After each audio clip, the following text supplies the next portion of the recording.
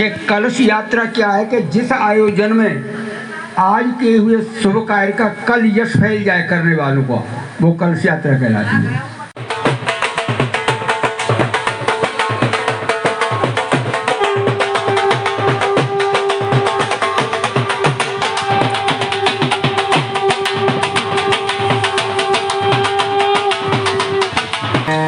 सर्वत्र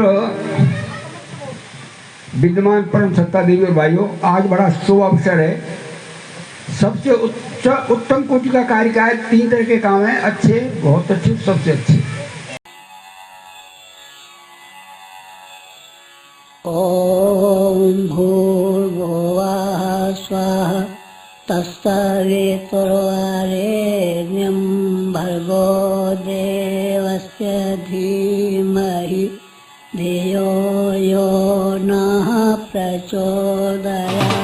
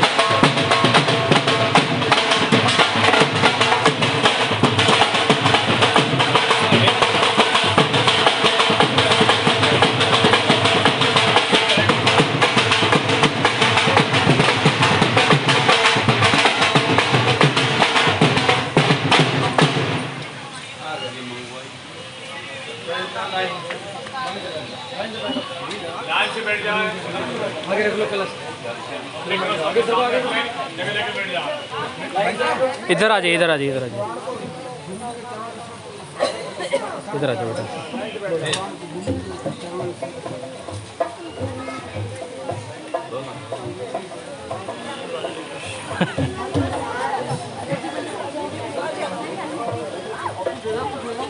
आओ पीछे जाओ।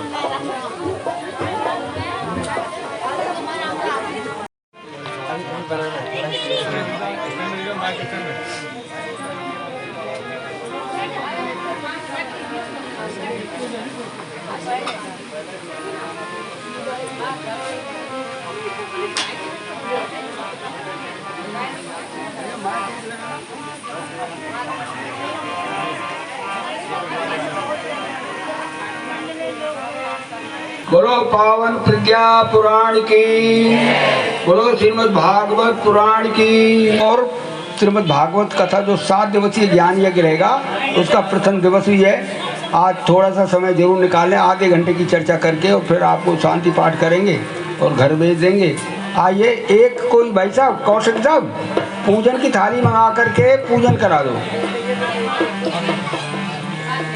पूजन की थाली रखिए, जहाँ से कलश यात्रा शुरू हुई थी वहाँ से।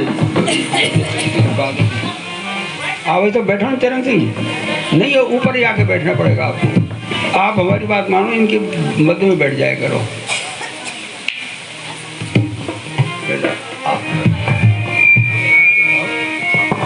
माइक वाले हो, इनको लगाओ माइक।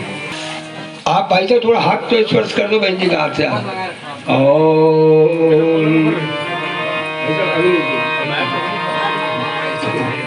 जब तो कह रहे हो आपकी।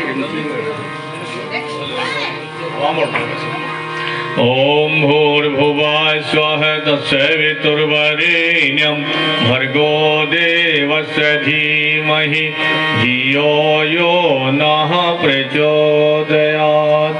ओम अग्नेन सुप्रताराय अस्मान् विश्वान् देवयुनानि विद्वान् युयोधस्म जुहुरानिमेनो उष्टां ते नमः उक्तिं विधेम। आइए अब देव पूजन ग्रंथ पूजन के क्रम में यजमानों को पहले पवित्रीकरण कराएं। हो गया ना? अच्छा ठीक है, वहां हो चुका है। तो आइए हाथ में अक्षत पुष्प लें। ओम भागवत पुराणम परम पवित्रम व्यासम निर्तय सहजम विरचितम ज्ञानास्वर्धम प्रतिपादिभद्रम भागवत पुराणम बलमस्तुति जय भागवत पुराणम बलमस्तुति जय। अतो नमस्कारं करोमि।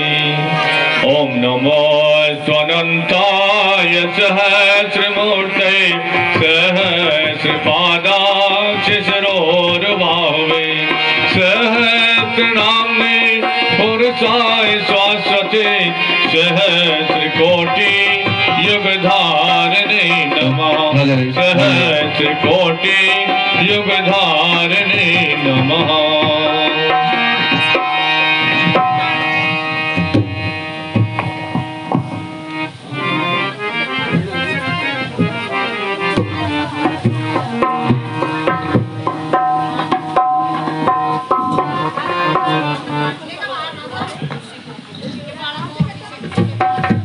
रचाने की अब घर घर ज्ञान रचाने की अब करती हैं तैयारियां मंगल कलश सजा कर निकली ये भारत की नारियां मंगल कलश सजा कर निकली ये भारत की नारियां घर घर यज्ञ रचाने की अब घर घर ज्ञान सिखाने की अब करती है तैयारियां मंगल कलश सजा कर निकली ये भारत की नारियां मंगल कलश सजा कर निकली ये भारत की नारियां।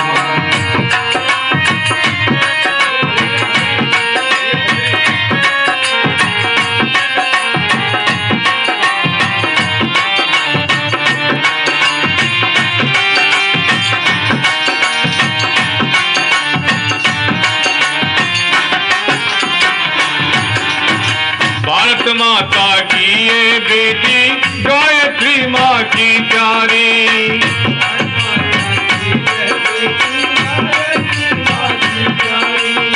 ज्ञान यज्ञ की ज्योति जलाने निकली है मिलकर सारी यज्ञ की ज्योति जलाने निकली है मिलकर सारी हर प्राणी के जीवन में हर प्राणी के जीवन में कर देती है उजियारियां मंगल कलश सजा कर निकली ये भारत की नारियां मंगल कलश सजा कर निकली ये भारत की नारियां।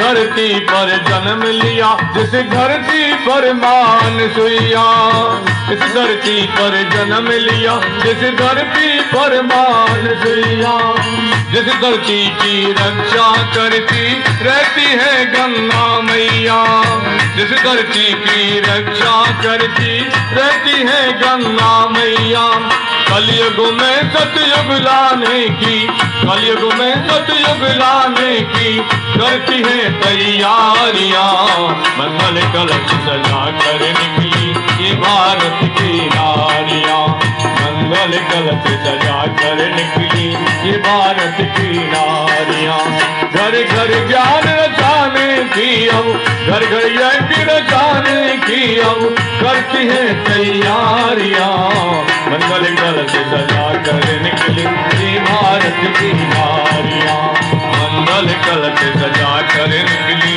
ये भारत की नारियां।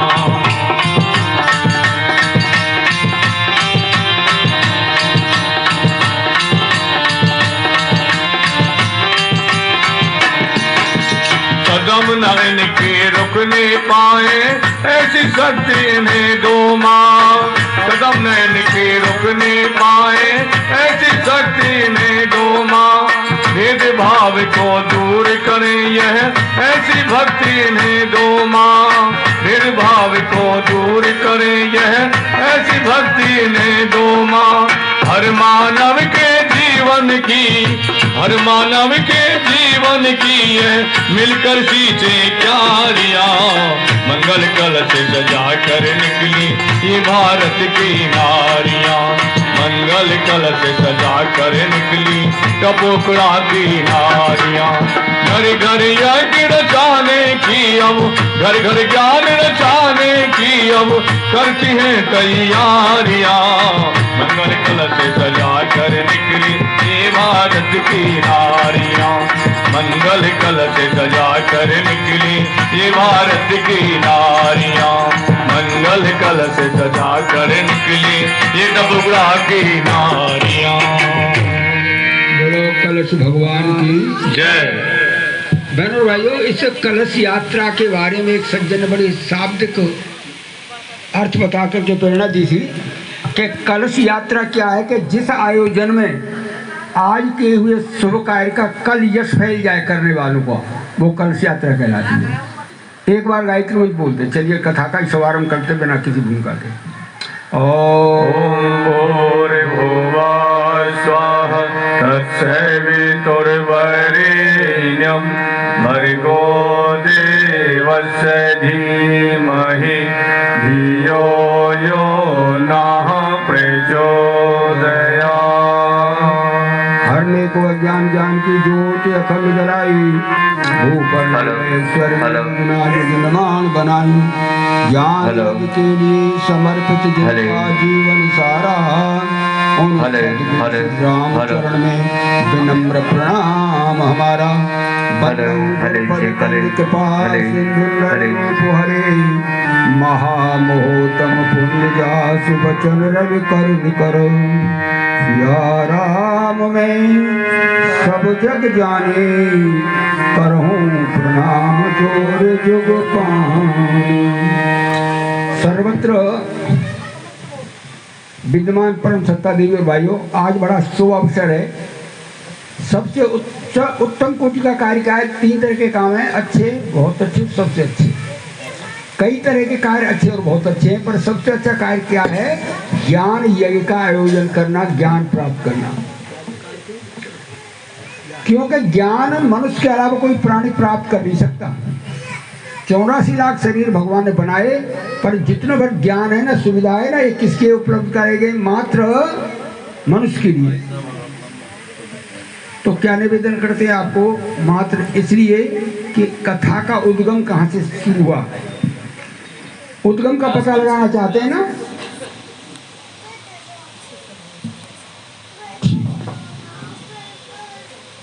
कथा का उद्गम, बहनों और भाइयों, आपने प्रसंग सुना होगा कि एक बार जब भगवान राम लक्ष्मण जी सीता माता की खोज में निकले थे, रावण ने अपहरण कर लिया था ना सीता माता का। उस समय पर शंकर भगवान अपनी धर्मपत्नी माता पार्वती के संग जा रहे थे, सती के साथ जा रहे थे। संसार के प्रत्येक मनुष्य शंकर भगवान का नमन बंदन करते हैं, परंतु शंकर भगवान ने 2 युवाओं का, लड़कों का नमन बंदन किया। तो सती माता को ये भ्रम हुआ कि ये 2 कौन है, ये 2 कौन है जिनके लिए नमन बंदन किया है हमारे पति ने, शंकर भगवान ने। शंकर भगवान का नमन बंदन दुनिया करती है। क्या निवेदन करते हैं आपको? शंकर भगवान मन की बात को जान गए और सती से कहा, सती माता से, कि देवी तुम मुझे ऐसा लगता है भ्रम करती हो। क्या बात है कि परमपिता परमात्मा है, ये उनका अवतार हुआ है। विप्रधेनु सुर संतित लीन मनुज अवतार, निज इच्छा निर्मित माया गुण गोपार। भगवान का अवतार हुआ है और भगवान के अवतार में स्वयं राम और उनके छोटे भाई लक्ष्मण के रूप में विद्यमान है। फिर क्या है, सती माता ने फिर भ्रम कर लिया दूसरा। और ये कैसे भगवान है जिनकी धर्मपत्नी को राक्षस अपहरण कर ले गया हो? तो उन्होंने कहा कि जब तुमको भ्रम होता है ना, तो चलिए आप परीक्षा लेकर के आइए भगवान है कि नहीं। आप सब जानते हो कथा के क्रम को। सती जी ने क्या किया, सीता माता का रूप धारण किया, और सीता माता का रूप धारण करके राम और लक्ष्मण के पास पहुंच गई। और राम जी महाराज ने क्या किया कि सबसे पहले अपने पिताजी का नाम बताया कि हम अयोध्या के रहने वाले चक्रवर्ती शासक दशरथ जी के पुत्र हैं, मेरा नाम राम है और इनका नाम लक्ष्मण है। यहाँ हरि निश्चर वैदेही खोजत फिरे विप्रहमते ही, जो हनुमान जी को कहा वही बात सती माता को कहा कि देवी हमारी धर्मपत्नी को राक्षस अपहरण करके ले गए, और आप कैसे आई यहाँ पर, अकेली क्यों आई है, अकेली घूमने का स्थान नहीं है, जंगल में बदमाश लोग रहते हैं, राक्षस लोग रहते हैं। सीता माता सती माता के लिए कहा कि आपको अकेले नहीं आना चाहिए था, जबकि सती ने सीता का रूप धारण कर रखा था। सती ने सीता का रूप धारण कर रखा था, और जब कहा कि आपको अकेले नहीं आना चाहिए तो सती मान गई कि सचमुच ही अवतारी सत्ता है, ये मैंने सीता का रूप कपट रूप धारण कर लिया। खैर सती जी जब अपने पति के पास गई, शंकर भगवान के पास गई, शंकर भगवान ने पूछा कि देवी ले आई क्या परीक्षा के, नाना कोई परीक्षा नहीं लाए, आपकी तरह हमने भी भाई साहब 8 घंटे के लिए बैठे तो बड़ी अच्छी बात कर रहा हूँ, आपकी तरह मैंने भी इसे प्रणाम करके आ गई हूँ। पर शंकर भगवान ने देखा कि मेरी धर्मपत्नी सती मेरी पूजनिया सीता जी का रूप धारण कर चुकी हैं, तो उन्होंने कहा कि देवी इस शरीर से अब मैं तुमको पत्नी नहीं मान सकता, पत्नी नहीं मान सकता। इसको कहते हैं मातृवत परदारिशु। कितना गंभीर था कि सती ने सीता का रूप धारण कर लिया, और तो उन्होंने कहा कि अब मैं तुमको नहीं मानूंगा, पत्नी सामने बैठा करो। ये क्रम आपने देखा है। एक बार राजा दक्ष ने यज्ञ किया, बेरे में विकल थी सीता सती जी, और शंकर भगवान से पूछ लिया कि एक बात बताओ ये कहाँ जा रहे हैं बेमान, तो स्पष्ट बात बता दी। मनोराप तो हो गया था, गांठ तो मन में आ गई थी कि कपट व्यवहार क्यों किया। मुहे कपट छल छिद्र न बाबा, पति के संग कभी भी कपट नहीं किया जाए, पत्नी के संग कभी दुराव न किया जाए। दोनों एक शरीर, दो शरीर एक आत्मा की तरह होते हैं। क्या निवेदन करते हैं आप इस घटना को जानते हैं। शंकर भगवान ने कहा कि देवी तेरा पिता है जो मेरा ससुर है ना, उससे मेरा मनोटाव चल रहा है। ससुर जमाई का मनोटाव आजकल से चला आ रहा है, मनोटाव चल रहा है, और मेरे मनोटाव के कारण अब तुमको भी यज्ञ में निमंत्रण नहीं दिया, यज्ञ करा रहा है राजा दक्ष तुम्हारे पिताजी। अच्छा आप जानते हैं, थोड़ा सा बताते उद्गम क्या है। उद्गम कथा का ये हुआ, सती जी ने कहा कि मैं तो पिता की यज्ञ में जाऊंगी, तो शंकर भगवान ने कहा कि देवी इसमें कोई द्वैर नहीं है, यद्यपि मात पिता गुरु गेहा, बिन बोले जाओ नहीं संदेहा, परंतु बिना बोले जाए तो जाए, कोई संदेह नहीं है। पर जो बिन बोले जाओ भवानी, रहे न सील स्नेह न कहानी, सम्मान नहीं रहेगा, प्यार नहीं रहेगा। पर नहीं मानी, हट कर गई, और हट का प्रभाव पड़ा कि वो अपने पिता की यज्ञ में गई, और माँ आपने देखा अग्नि के लिए समर्पित कर दिया अपना शरीर, उपेक्षा अपमान नहीं सहन कर पाई। दोबारा उन्होंने जन्म लिया हिमालय के घर में, और उनका नाम पार्वती रखा गया। विस्तार से कल बताएंगे, संकेत रूप में बताना चाहते हैं आपको आज। तो उनका विवाह फिर शंकर भगवान के साथ होता है, और शंकर भगवान के साथ आकर के हिमालय में वही प्रश्न करती है कि मेरा एक प्रश्न है कि क्या कि पूर्व जन्म में जब मैं सीता माता का रूप धारण करके चली गई थी, वे कौन है, मुझे कथा बताओ। कि देवी यहाँ नहीं बताऊँ उस कथा को, चलो मैं बताऊँगा। कहाँ? अमरनाथ स्थान है हिमालय में, जो आज चीन के अंडर में चला गया, कभी आएगा हमारे अंडर में, जरूर आ जाएगा। और जिस कथा को पार्वती ने सुना, शंकर ने सुनाया, उस कथा का नाम है अमर कथा। जिस कथा को सुनकर के व्यक्ति अमर हो जाता है, उसी कथा का अंश श्रीमद् भागवत है। वेद शास्त्र पुराण 19वां पावन प्रज्ञा पुराण कहाँ से निकला है? ये शंकर भगवान के मुखारबिंद से निकला है। और सबसे पहली श्रोता कौन रही है? पार्वती जी रही है। ये सबसे महत्वपूर्ण बात और बताएं, कथा का दूसरा प्रसंग और आता है कि ज्ञान के लिए कितना महत्व किया गया है। वृंदावन में एक युवती थी, युवती, उसकी बगल में दो पड़े हुए थे बुड्ढे। नारद जी ने पूछा है कि देवी कौन है? कि मेरे पुत्र के। ये कैसे पुत्र तेरे? तू तो युवती है और ये पुत्र तेरे बुड्ढे हैं। कहाँ ज्ञान और वैराग्य है ये। और ब्रज में ये बुड्ढे हो गए, ज्ञान वैराग्य का कोई महत्व नहीं रह गया है। तेरे पूजन को भगवान बना मन मंदिर आलीशान है। वो प्रेम को रोग लगाएगा, वो सपने में श्याम समा के अंट संट गीत गाते रहते हैं भक्ति के नाम पर। मैं तो युवती बना रखी हूँ, पर ज्ञान वैराग्य के इस कारण ये भक्ति बेकार चली जा रही है।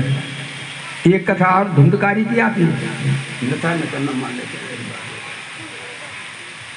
एक कथा आती है धुंधकारी की। वो एक ब्राह्मण का बालक होता है, दारू पीता है, व्यभिचार करता है, और कौन बन जाता है? वो धुंधकारी प्रेत बन जाता है। क्या बात रही, तो पता लग गया ना। ये कथा इसी ढंग से बताई जाएंगी कि अगर जिनको प्रेत बनना हो दारू खूब पीजिएगा, जिनको प्रेत बनना हो व्यभिचार खूब कीजिएगा। प्रेत योनि तो अन्य सब योनियों से बड़ी घटिया योनियां हैं, परंतु प्रेत योनि के छुटकारा कहाँ से मिला? धुंधकारी का भाई था गोकर्ण, उसने श्रीमद् भागवत कथा का श्रवण करा दिया। श्रीमद् भागवत कथा का श्रवण करा दिया और क्या हुआ? उसकी मुक्ति हो गई। अब श्रवण कुमार गोकर्ण जैसे भाई किसी के हैं क्या? कोई नहीं। धुंधकारी तो घर घर मिल जाएंगे, पर गोकर्ण जैसा भाई नहीं जो ज्ञान अर्जित करके अपने भाई की प्रीति नहीं छुड़ा दे। इस कथा का एक सार सम्मत बात बताते हैं आज की कथा में कि नशेबाजी से व्यक्ति की ये जन्म भी बिगड़ जाता है, आने वाले जन्म भी बिगड़ जाते हैं। आपने नशे का क्रम सुना होगा। कोई बताते कि एक लड़का था जिसके पिताजी के पास 100 बीघा खेत और 100 तोला सोना था। पिताजी तो मर गए और उसके बाद में वो नशेबाज के पास में 100 बीघा खेत भी आ गया और 100 तोला सोना भी आ गया, और पिता के मरते ही दारू पीना सीख गया और इतनी दारू पी डाली कि 10 साल में तो 100 बीघा खेत भी बिक गया और 100 तोला सोना भी बिक गया।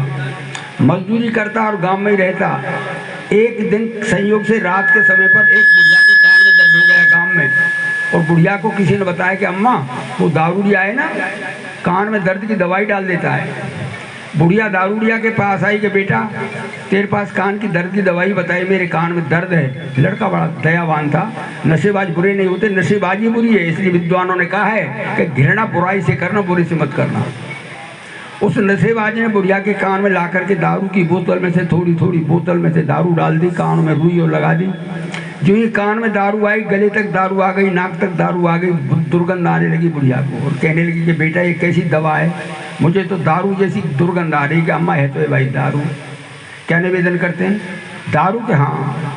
बुढ़िया बोली कि बेटा एक बार बता, इस दारू से मेरे कानन को दर्द चले जाएगा? कब देख बे अम्मा, या दारू तो मेरे तो 100 बीघे खेत चले गए और 100 तोला सोनो चले गए, तेरे कान की दर्द की क्या औकात है, क्यों नहीं जाएगा? इसलिए व्यसन मुक्ति अभियान गायत्री परिवार चलाता रहता है, साधना का अभियान गायत्री मंत्र परिवार चलाता रहता है। और ये पंक्ति भी एक प्रेरणा देती है, नशा न करना, मान ले कहना मेरे भाई बहना। हेलो,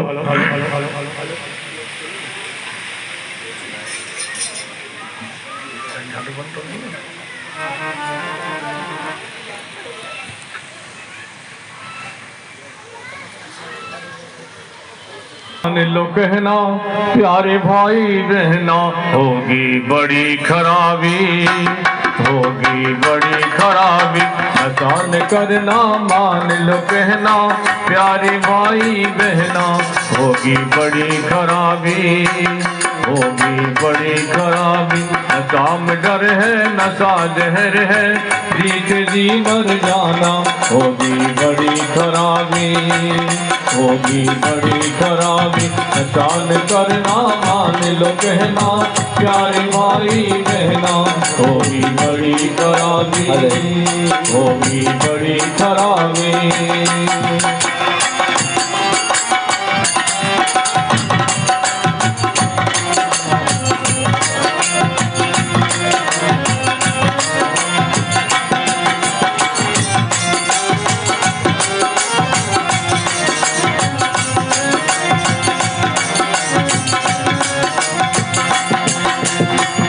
दारू न पीना भैया, पागल फिरोगे तुम बाजार में, तुम बाजार में। दारू न पीना भैया, पागल फिरोगे तुम बाजार में, तुम बाजार में। भूखे मरेंगे बच्चे, बीवी रहेगी इंतजार में, इंतजार में। मरेंगे बच्चे, बीवी रहेगी इंतजार में,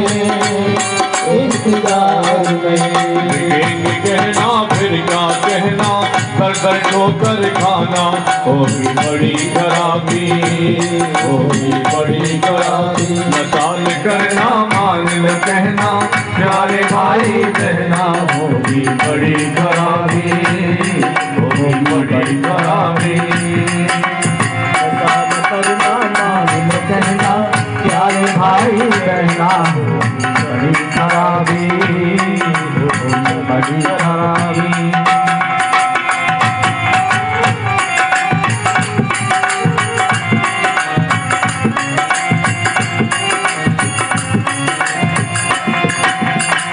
बीड़ी न पीना भैया जलेगा कलेजा, बातों बात में, बातों बात में।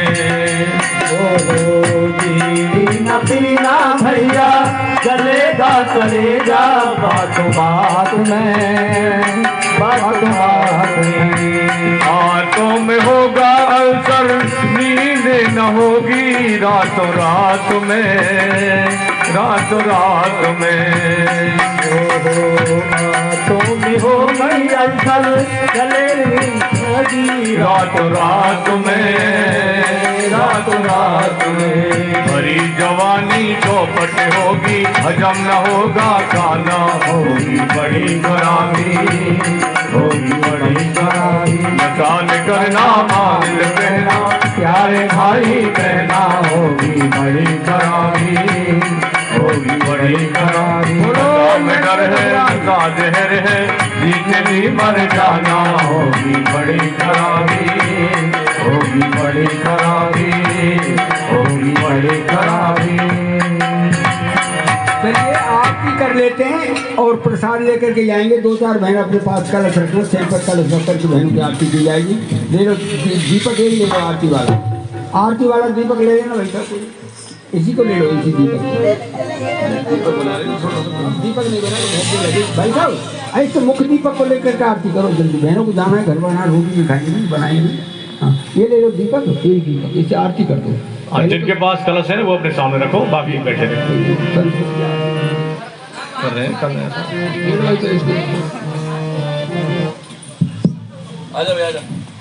जल्दी आ जाओ।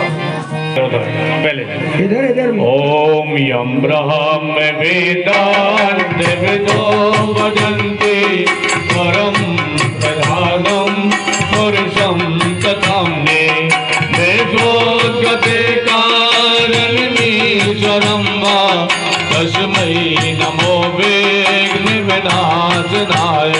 ओम यम ब्रह्मा वरेण्य रुद्र मरुत इंद्रवन्ति दिव्यै शिवै वेदै साङ्ग पदिक्रमो प्रसिद्धै गायन्ति यम सामगा ध्यानावस्थितगतेन मनसः पश्यन्ति यम योगिनो यस्यां तं विदुषुरासुरगणा देवाय तस्मै नमः, देवाय तस्मै नमः। अपने कलश नीचे रख ले, आप इधर आरती करते हैं, इधर आरती कर ये मंच से रखते हैं आरती। ओम कर्पूर गौरम करुणावतारम संसारसारम भुजगेन्द्रहारम सदा वसन्तं हृदयारविन्दे त्वं भवानी सहितं नमामि। त्वमेव माता च पिता त्वमेव, त्वमेव बन्धु च सखा त्वमेव, त्वमेव विद्या च द्रविणं त्वमेव, त्वमेव सर्वं मम देव देव, त्वमेव सर्वं मम देव देव। आरती ले ले, हाथ ऊंचा करके आरती ले ले, उधर पहुंचा दे आरती पे बात ले, पहुंचा दो, ले लो आरती ले लो। ओम सुता मया वरदा वेद माता प्रचोदयन्तां पावमानि द्विजानाम् आयुः प्राणं प्रजां पशूं कीर्तिं द्रविणं ब्रह्मवर्चसं मह्यं गत्वा व्रजत ब्रह्मलोकम्। भाई साहब शांति पाठ कर रहे हैं, अब थोड़ा सा फूलों की बरसात कर दो, भेड़ पे कहाँ फूल। ओम जो शांति ब्रह्म शांति सर्वगुण शांति, शांति शांति सामा शांति। ओम शांति शांति। एक संकल्प ले आए हम कथा सुनने जरूर आएंगे। एक हाथ ऊंचा करेंगे। कौन कौन करेंगे हाथ ऊंचा? अब दूसरा हाथ ऊंचा करोगे, अवसर पवसन दौरान ध्यान को भी सांस लाने का प्रयास करेंगे। हाथ ऊंचा प्रसाद वितरण कराकर प्रसाद वितरण करें। कलश अपने स्थान को छोड़ जाओ और शिक्षा अपना रखवा दीजिए, रखवाना होगा तो छोड़ जाओ कलश। प्रसाद दीजिए। बोलिए गायत्री माता की जय, श्रीमद् भागवत पुराण की जय, प्रज्ञावतार की जय, सत सनातन धर्म की जय, भारतीय संस्कृति की जय, भारत माता की जय। एक बनेंगे, एक बनेंगे, हम सुधरेंगे, युग सुधरेगा, हम बदलेंगे, युग बदलेगा। ज्ञान यज्ञ की ज्योति जलाने हम घर घर में जाएंगे, घर घर में जाने के 2-4 घरों में जरूर जाना, ठीक है ना, कथा सुनाने के लिए जाना। ज्ञान यज्ञ की ज्योति जलाने हम घर घर में जाएंगे, नया समाज बनाएंगे, नया जमाना लाएंगे। जन्म जहाँ पर हमने पाया, अन्न जहाँ का, हमने खाया, वस्त्र जहाँ के, हमने पहने, ज्ञान जहाँ से हमने पाया। वह है प्यारा। देश हमारा, देश की रक्षा कौन करेगा? हम करेंगे, हम करेंगे। धर्म की रक्षा कौन करेगा? हम करेंगे, हम करेंगे। युग निर्माण कैसे होगा? व्यक्ति के निर्माण से, माँ का मस्तक ऊंचा होगा। त्याग और बलिदान से सूर्य का ध्यान करेंगे। अपनी प्रतिभा प्रखर करेंगे। मानव मात्र एक समान, जात धर्म सब एक समान, एक पिता की सब संतान, नर और नारी एक समान। जागेगी भाई जागेगी, नारी शक्ति जागेगी, अनाचार का अंत हो, रहे प्रथा बंद हो, सोचो समझो बचो नशे से, जीवन जियो बड़े मजे से। गंदे गाने गाओ मत, नारी को लजाओ मत, गंदे से लगाओ मत, माता को लजाओ मत, अगर रोकनी है बर्बादी, बंद करो खर्चीली शादी। धर्म की जय हो, धर्म का नाश हो, प्राणियों में सद्भावना हो, विश्व का कल्याण हो, हमारी निर्माण योजना, सफल हो, सफल हो, सफल हो, हमारा निर्माण सत्संकल्प पूर्ण हो, पूर्ण हो, पूर्ण हो। 21वीं सदी उज्जवल भविष्य। वंदे वेद मातरम, वंदे देव मातरम, वंदे विश्व मातरम। आप उधर ध्यान रखो। ॐ भूर्भुवः स्वः तत्सवितुर्वरेण्यं भर्गो देवस्य धीमहि धियो यो नः प्रचोदयात्।